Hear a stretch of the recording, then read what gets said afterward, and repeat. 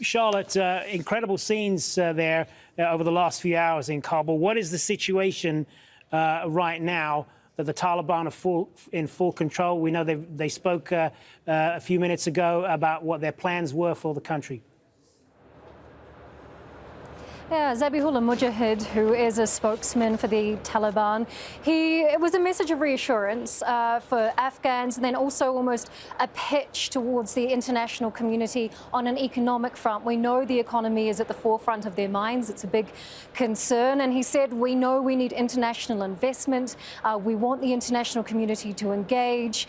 We want to coordinate with them on projects, on plans. If they have any issues, we want them to come to us so we can find solutions. We think that it will take a few years for us to find our feet and really fulfill our potential, but we need the international community for that. As long as it is in line with our values, we are prepared to do deals with whoever. He also spoke to Afghans themselves, saying, we know you are scared, we know you don't trust us, but we want to work with you. We think of you as ours, and we respect you each individually. Here's a little bit more of what he said.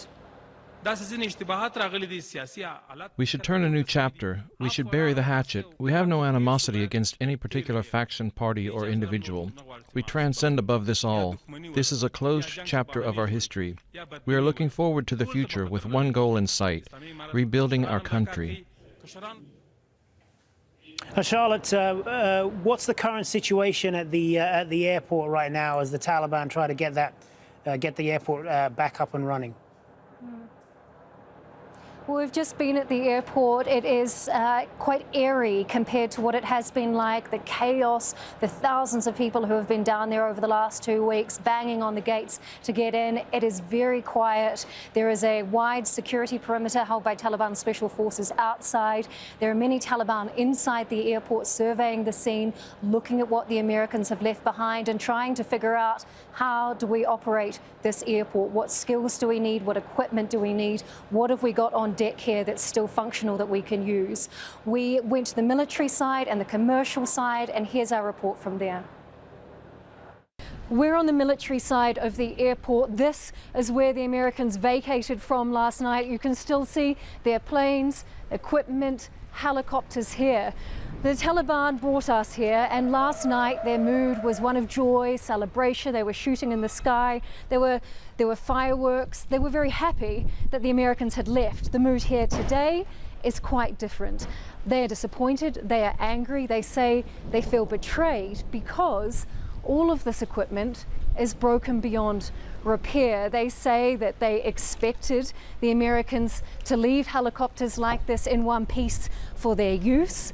When I said to them, why do you think that the Americans would have left everything operational for you? They said, because we believe it is a national asset and we are the government now, and this could have come to great use for us. So they are very disappointed that a lot of this equipment cannot be used any longer. Over to my left is where the commercial side of the airport is. Zabihullah Mujahid, who's a spokesman for the Taliban, said that they hope to have this area operational in the coming days, which would allow people who want to fly out on commercial flights to do so with visas. So while the evacuation efforts have finished because foreign forces have all left, the Taliban say that they are going to stand by their word, which is to allow people to fly out commercially when they get everything operational. We understand that Turkey and Qatar are assisting that with them. I can tell you that I saw dozens of people arrive even to our own hotel with equipment and personnel ready to support the airport getting back on its feet, engineers, that type of thing, to try and get these planes running again. But here on the military side, nothing will be operational anytime in the future. The Taliban disappointed, as this is what the Americans have left behind. Well, let's talk now to Osama bin Javed, who is in eastern Afghanistan with exclusive access to the city of Jalalabad. So, Osama, what is it like for people under Taliban rule now? Well, just about a few minutes ago, we heard from Taliban leaders who'd gathered in the main square. They were telling people that the system of corruption is over. They were telling people that there is going to be a system of judicial justice. They said that now Taliban will implement a system which does not empower the powerful, but actually tries and supports the oppressed. And this is promises that we've heard from the Taliban before, but this was different because the audience that the Taliban were speaking to were people of Jalalabad, people who had gathered from various locations and come to the main ground. And interestingly enough, just a few minutes after they left, now we can see a football team playing as it was. There's quite a lot of people in the streets and life continues to go on as normal. In Jalalabad, Taliban came a little earlier than the fall of Kabul, and people have been accustomed to Taliban in the streets. Residents we spoke to say that they are happy that there is at least no lawlessness, there's no corruption on the streets, they're not being asked to pay bribes on the checkpoints, and it is beginning to get a little better, but people are apprehensive because they don't know and they still remember the Taliban from 20 years ago. And are the Taliban clear on how they will rule Afghanistan?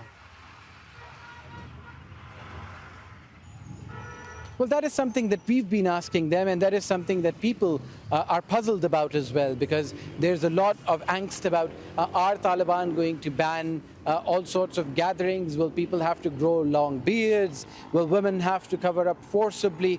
But according to all of the Taliban, we are at the governor's house now, and we've been speaking to officials at a provincial level here in Jalalabad, and they've been telling us that they want to assure people that this is not the Taliban that they remember from 20 years ago. They want to tell people that what was happening 20 years ago was not the real Taliban. It's blown out of proportion. The media was projecting them, and this is something that we've heard in their speeches as well. But according to the Taliban leaders, they say there is going to be a system which empowers the downtrodden, which is just, and which brings power so that people feel as equals in society. Now, how does it actually translate into actions? I think that is going to be the real test, because Taliban have only been here for a few weeks and people are still trying to get to terms of what life is going to be like under the Taliban. So far, people who we've been speaking to say that they're actually happy that at least there is very little corruption and the killings and kidnappings have stopped. Osama bin Javed in Jalalabad, thank you.